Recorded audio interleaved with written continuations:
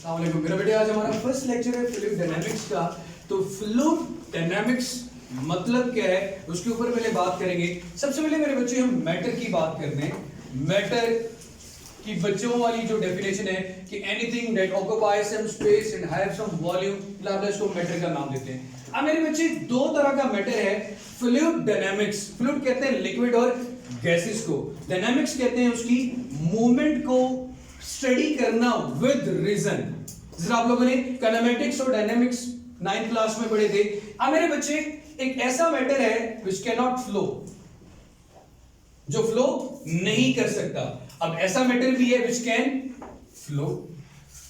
Matter की ये दो कैरेक्टरिस्टिक भी है। एक ऐसा मैटर है जो कि फ्लो नहीं कर सकता, जिसको आप क्या नाम देते हो, सॉलिड का। और ऐसा मैटर है जो कि इजीली फ्लो कर सकता है, उसको क्या नाम देते हैं, फ्लूइड।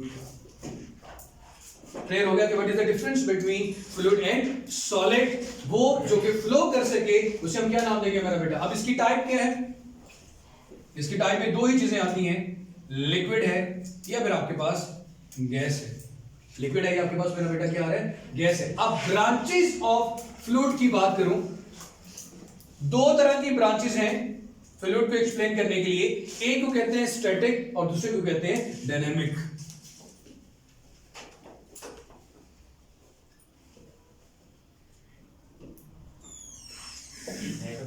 जी बेटी, अगेन ऐसा मैटर जो कि फ्लो नहीं कर सकता, सॉलिड।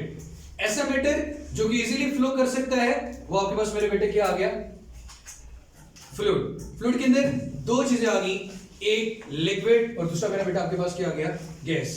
ब्रांचेस ऑफ फ्लूइड दो हैं, एक स्टैटिक दूसरी dynamic. So the branch of fluid in which we discuss the fluid at rest, उसे हम क्या कहेंगे, स्टैटिक फ्लूइड। और ऐसी ब्रांच ऑफ फिजिक्स जिसमें हम फ्लूइड को डिस्कस कर रहे हैं एट मोशन, उसको हम क्या नाम देंगे मेरा बेटा, डायनेमिक फ्लूइड या फ्लूइड डायनेमिक्स का। क्लियर हो गया मेरा बेटा, यहां तक क्लियर है। फ्लूइड डायनेमिक्स का मतलब समझ आ गया। अब मेरे बच्चे यहां पे जो सबसे पहला और इंपॉर्टेंट कॉन्सेप्ट स्टार्ट होता है वो विस्कोसिटी का है। इसका मेरा बेटा विस्कोसिटी। विस्कोसिटी को उर्दू में देखा जाए इसे कहते हैं गाढ़ापन। क्या कहते हैं मेरा बेटा, गाढ़ापन। इसे क्या कहा जाता है, विस्कोस।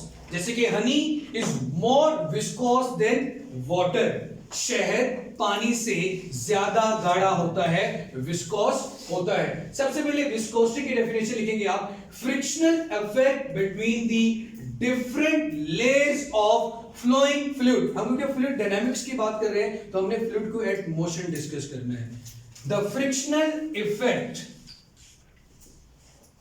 अब इस बात का मतलब भी समझाता हूं। The frictional effect between different layers of flowing fluid, between different layers of flowing fluid। अब आपने कभी गौर किया हो, हनी जब फ्लो करेगा तो बहुत ज्यादा फ्रिक्शन का सामना होगा, स्पीड बहुत कम सी महसूस होती होगी एज कंपेयर टू वाटर। अब पानी की लेयर के दरमियान जो फ्रिक्शन है वो कम है, लेकिन हनी की लेयर्स के दरमियान जो फ्रिक्शन है वो ज्यादा है। इसलिए हनी की विस्कोसिटी ज्यादा है और वाटर की विस्कोसिटी कम है। Frictional effect between the different layers of flowing fluid. आप फर्ज करें, आगे आप डेरिवेशन करना चाहते हैं, आपके पास कोई फ्लूइड है, मैं बिल्कुल माइक्रोस्कोपिक लेवल पे बात करता हूं कि उसकी 3 से 4 लेयर हैं, 1 2 3 4 लेयर आ गई हमारे पास, 1 2 3 4। अब इस फ्लूइड की अगर मैं बात करूं कि मेरे पास लेंथ या डेप्थ है, उसको मैं रिप्रेजेंट कर देता हूं L से। डेप्थ ऑफ द फ्लूइड को किससे रिप्रेजेंट कर दिया मेरा बेटा, L से। अब मेरे बच्चे आपने फ्रिक्शनल इफेक्ट को ऑब्जर्व करना है। आप देखो कि मेरे बेटे माइक्रोस्कोपिक लेवल पे जाके देखा जाए,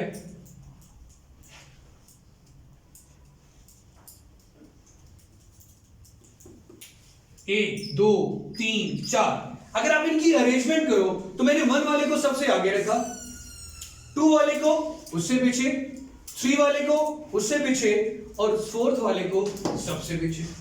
अब इसकी रीजन क्या है? आपको देखो, एक लेयर दूसरी लेयर के ऊपर है, जो सबसे टॉप लेयर है उसे किसी का प्रेशर बर्दाश्त करने की जरूरत नहीं है, उससे जो सेकंड लेयर है उसको फोर्स या प्रेशर का सामना करना पड़ रहा है, उससे जो नीचे लेयर है उसको भी प्रेशर या फोर्स का सामना करना पड़ रहा है, और जो सबसे लास्ट वाली लेयर है उसे सबसे ज्यादा प्रेशर का सामना करना पड़ रहा है। तो इसलिए इसकी स्पीड ज्यादा होगी, इसकी स्पीड इससे कम, इसकी स्पीड इससे कम, और इसकी स्पीड क्या होगी मेरा बेटा? सबसे कम होगी। पहली बात तो ये कि इस फ्लूइड को मूव करवाने के लिए आपको क्या करना पड़ेगा मेरा बेटा? आपने, ये है इसका टॉप एरिया, क्या है मेरा बेटा? टॉप एरिया किसके रिप्रेजेंट करेंगे? ए से। अब फ्लूइड को मूव करवाने के लिए आपने हमेशा टेंजेंशियल फोर्स लगानी। कौन सी फोर्स लगानी मेरा बेटा? टेंजेंशियल फोर्स लगानी है। अब मेरे बेटे, फ्लूइड को मूव ऐसे तो नहीं कर लिया गया, मूव करवाने के लिए आपको क्या करना पड़ेगा मेरा बेटा?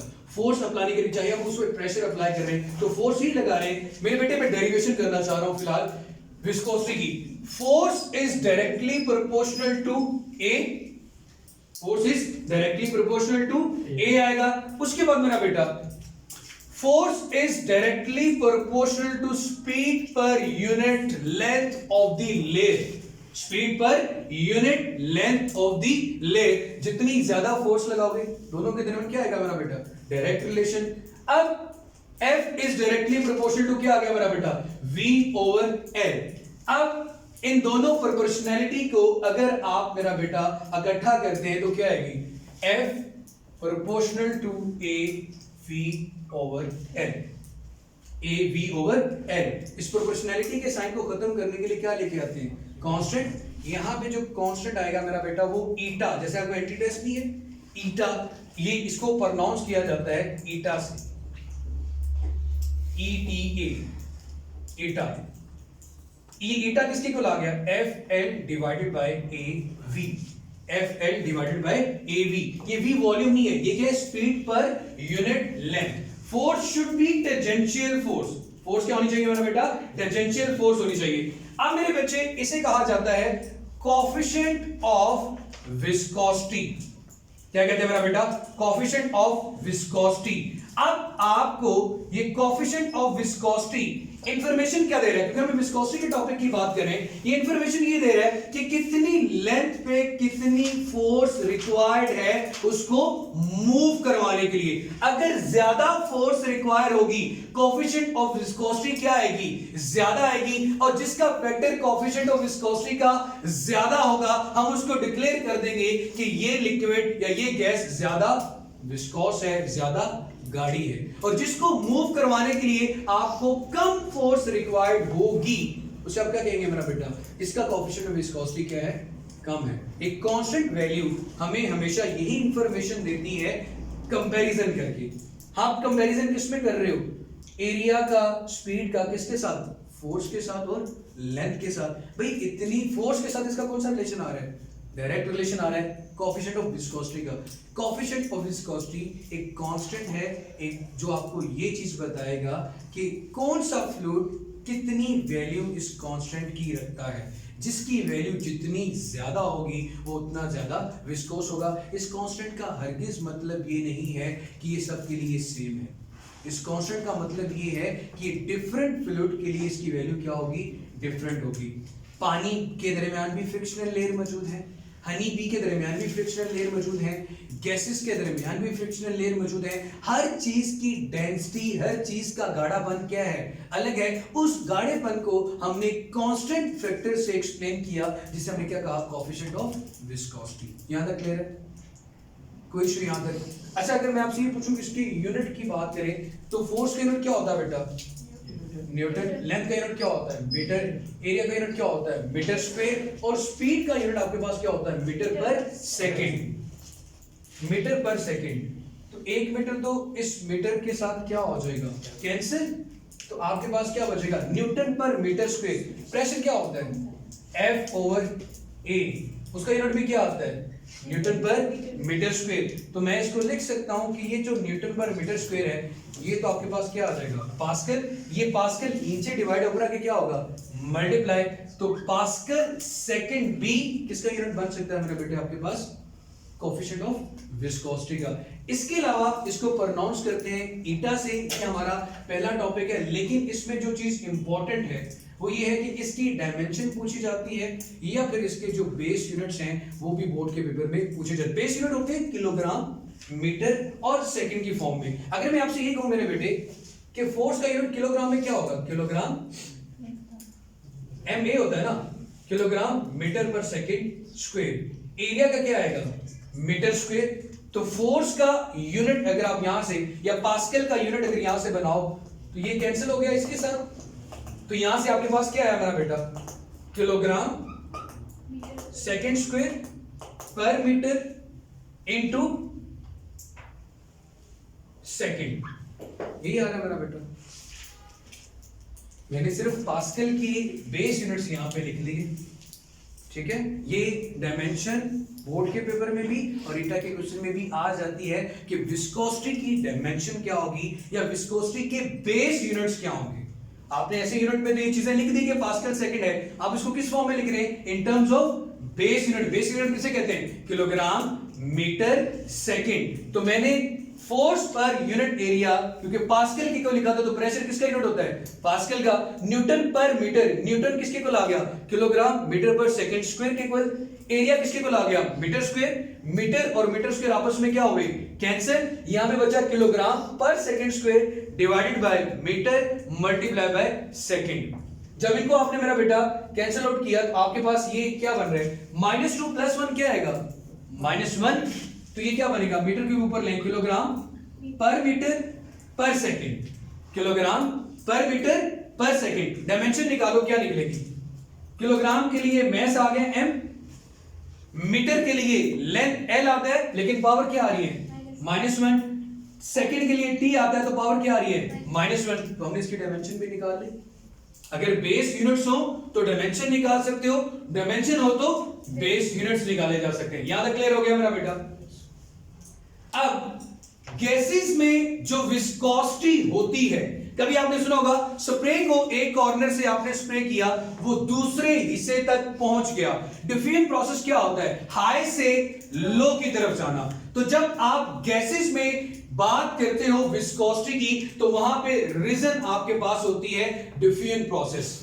लेकिन जब आप करोगे बात लिक्विड्स की तो यहां पे होती है कोहेसिव फोर्सेस जो लेयर को आपस में क्या रखती है जोड़े रखती है। कोहेसिव फोर्स का मतलब क्या होता है जो चीज आपस में दो चीजों को आपस में फोर्स ऑफ अट्रैक्शन कह सकते हो between the molecules of the liquid, उसे क्या कहते हैं मेरा बेटा कोहेसिव फोर्सेस। जहां पे ये कोहेसिव फोर्सेस एक दूसरे के बहुत करीब होंगी, ज्यादा होगी, स्ट्रॉन्ग फोर्स ऑफ अट्रैक्शन होगी तो आप लिक्विड की बात करोगे।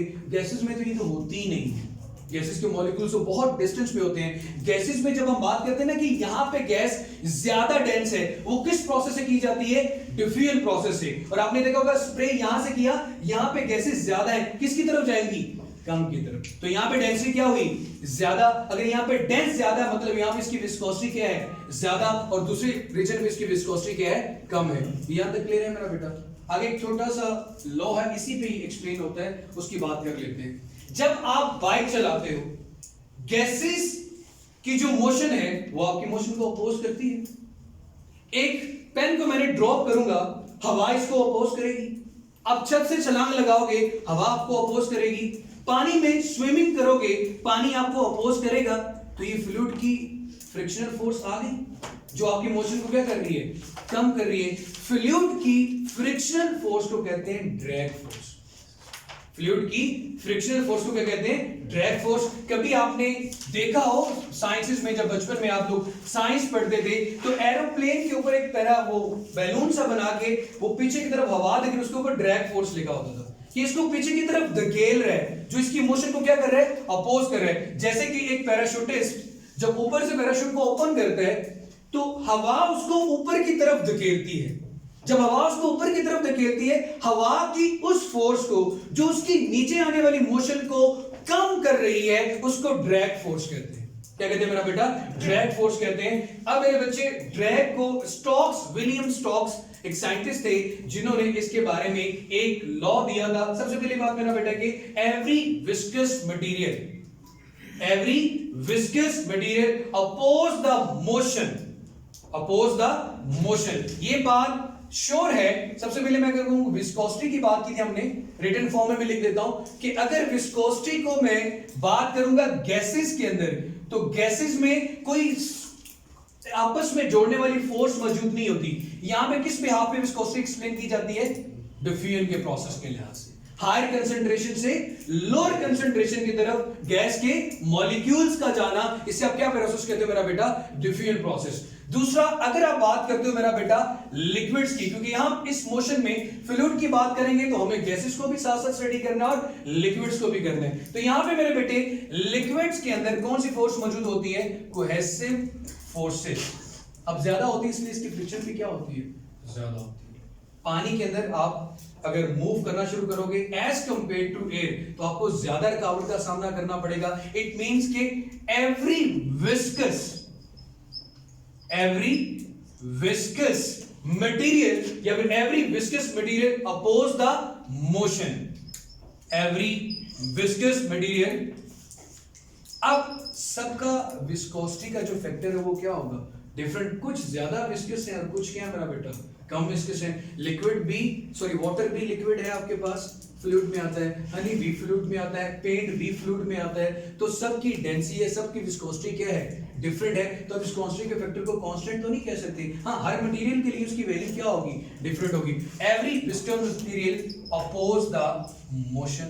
अब अगर आप पानी की बजाय पेंट में मूव करना शुरू करोगे तो आपको ज्यादा अपोजिशन का सामना करना पड़ेगा, ज्यादा रुकावट का सामना करना पड़ेगा। तो आप कहोगे ये क्या है मेरा बेटा? ज्यादा विस्कस है। माइक्रोस्कोपिक लेवल पे जाके विलियम स्टोक्स ने एक लॉ दिया था, विलियम स्टोक्स लॉ। किसके लिए मेरा बेटा? ड्रैग फोर्स के लिए। उसने एक स्फेरिकल ऑब्जेक्ट लिया जो different layers of the fluid में क्या कर रहा है? मूव कर रहा है विद वेलोसिटी v। उसका रेडियस आपके पास r है। तो फाइनल स्टेटमेंट उसकी जो आती वो आती थी drag force is equal to 6 pi eta r v. Drag force किसके को लागी? उसकी डायरेक्ट डेरिवेशन है 6 pi eta r v. v is the velocity of the object which is flowing through the fluid. r is the radius of the spherical object. eta is the coefficient of the viscosity. जिस fluid में वो flow कर रहा होगा उसकी viscosity. तो ये भी क्या आ गया? कांस्टेंट। पाई भी क्या आ गया? कांस्टेंट। सी 6 भी आपके पास क्या है? कांस्टेंट। ये तीनों फैक्टर तो आपके पास मेरे बेटे क्या आ गए? कांस्टेंट। और स्फेरिकल ऑब्जेक्ट का रेडियस भी क्या होगा? कांस्टेंट। तो दरमियान में टकराव किसका आ रहा है? वेलोसिटी का। और वो मटेरियल कितना? विस्कोस है। इसे क्या कहते हैं मेरा बेटा? Drag force. अब ये चीज क्लियर होगी मेरे बेटे। अब जितनी स्पीड से आप जाओगे, जमीन की तरफ आओगे, तो ऑपोजिशन फोर्स भी इतनी ज्यादा ही होगी। आप स्लोली आ रहे हो तो फोर्स भी क्या है? कम एक्ट कर रही है। बाइक तेजी से चलाते हो तो तेजी से बाइक चलाते हो, मैंने देखा कि लोग बेंड हो जाते हैं। क्यों बेंड हो जाते हैं? ताकि मैक्सिमम जो ड्रैग फोर्स है वो उनके ऊपर से गुजर जाए, उन्हें कम से कम ऑपोजिशन ऑफ द फ्लूइड, जिसे गैस की रुकावट कहेंगे, जो पीछे की तरफ धकेलेगी, इसलिए तो उसको क्या कहते हैं? Drag force. तो ये दोनों एक दूसरे के डायरेक्टली प्रोपोर्शनल है। जितनी स्पीड से जाओगे ऑपोजिशन की फोर्स भी उतनी ही स्पीड से एक्ट करेगी। यहां तक क्लियर हो गया मेरा बेटा? अब ये बात की जाती है कि स्मॉल स्फेरिकल ऑब्जेक्ट्स के लिए, या फिर आप ये कह सकते हो कि नॉर्मल फोर्स के लिए, बहुत कम फोर्स के लिए, तो ये इक्वेशन वैलिड है। अगर बहुत हैवियर ऑब्जेक्ट की बात की जाए, अगर मैं बहुत बड़ा पत्थर की बात करूं, तो वहां पे जाके फिर ये इक्वेशन वैलिड नहीं रहती। Valid not for heavier objects. लेकिन सिर्फ ये आपकी बुक के अकॉर्डिंग बता रहा हूं, यहां तो हमने वैलिडिटी की बात की, बट अगर डेप्थ में जाके देखा जाए so not valid for heavier object. हाँ, एक चीज और, वो चीज ये है कि मेरे बेटे जो ऑब्जेक्ट्स बहुत हाई स्पीड से, मैं लफ्ज हाई का यूज कर रहा हूं, बहुत हाई स्पीड से मूव करते हैं, उनके लिए drag force is directly proportional to v square.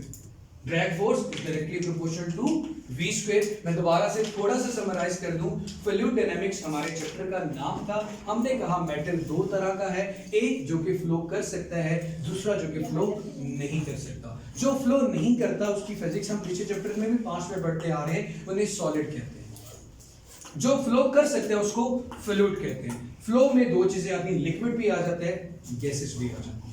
अब लिक्विड और गैसेस की जो मैकेनिक्स है, इसकी मोशन को स्टडी करना, ये भी दो हिस्सों में डिवाइड है, एक रेस्ट में, दूसरी मोशन में। रेस्ट में पानी है, फ्लूइड है, उसकी को डिस्कस कर रहे हैं तो स्टैटिक फ्लूइड है, मोशन में डिस्कस कर रहे हैं तो वो फ्लूइड डायनामिक्स है। यहां तक क्लियर हो गया मेरा बेटा? उसके बाद हम लोगों ने बात की कि आप डिफरेंट लेयर्स ले लें, उस डिफरेंट लेयर को मूव करवाने के लिए, पानी को एक जगह से दूसरी जगह फ्लो करवाने के लिए फोर्स चाहिए, तो फोर्स को हमने डायरेक्टली प्रोपोर्शनल ले लिया, एक डायरेक्टली प्रोपोर्शनल ले लिया स्पीड पर यूनिट लेंथ के, और दरमियान में इक्वलिटी का या प्रोपोर्शनैलिटी का साइन खत्म करने के लिए आप एक कांस्टेंट फैक्टर लेके आए, और वो कांस्टेंट फैक्टर आपको क्या बता रहा है? Coefficient of viscosity. Coefficient of viscosity आपको ये बता रहा है कि कौन सा मटेरियल कितना विस्कोस होगा, किस पे आपको ज्यादा फोर्स लगानी पड़ेगी।